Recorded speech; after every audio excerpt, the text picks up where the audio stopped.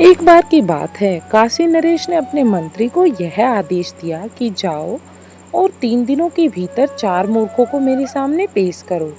यदि तुम ऐसा नहीं कर सके तो तुम्हारा सिर कलम कर दिया जाएगा।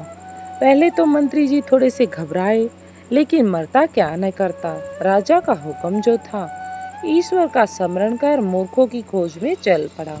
कुछ मील चलने के बाद उसने एक आदमी को देखा जो गधे पर सवार था और सिर पर एक बड़ी सी गठरी उठाए हुए था। मंत्री को पहला मूर्ख मिल चुका था। मंत्री ने चैन की सांस ली और कुछ आगे बढ़ने पर दूसरा मूर्ख भी मिल गया। वह लोगों को लड्डू बांट रहा था। पूछने पर पता चला कि शत्रु के साथ भाग गई उसकी बीवी ने एक बेटे को जन्म दिया था, जिसकी खुशी में वह लड्डू बांट रहा था।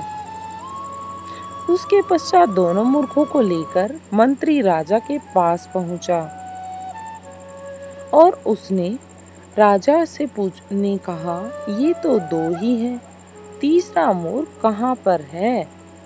तब मंत्री ने कहा, महाराज वह मैं हूँ, जो बिना सोचे समझे मूर्खों की खोज में निकल पड़ा।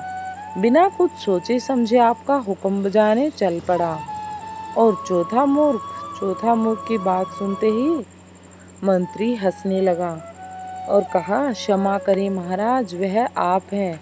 जनता की भलाई और राजकाज के काम के बदले आप मूर्खों की खोज को इतना जरूरी काम मानते हैं, जो कि एक अनावश्यक काम है। राजा की आंखें खुल गई और उसने मंत्री से क्षमा मांगी और उसी समय अपने राजकाज के कार्य में जुट गया। ये थी एक छोटी सी मजेदार कहानी। अच्छी लगी तो लाइक करें।